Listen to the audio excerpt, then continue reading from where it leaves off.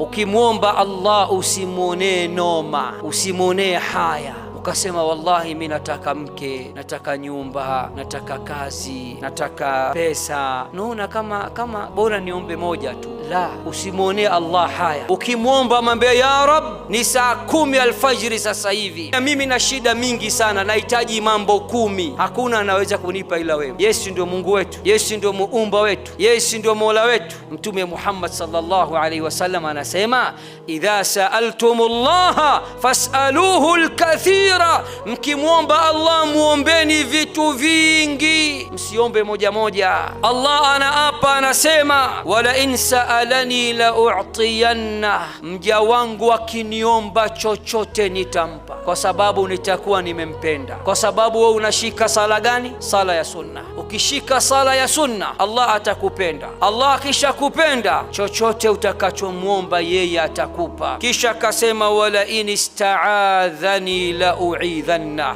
na akiniomba nimkinge, nimhifadhi, nitamkinga, nitamhifadhi. Yote hayo faida yake, kwa sababu mja anajikurubisha kwa Allah kwa ajili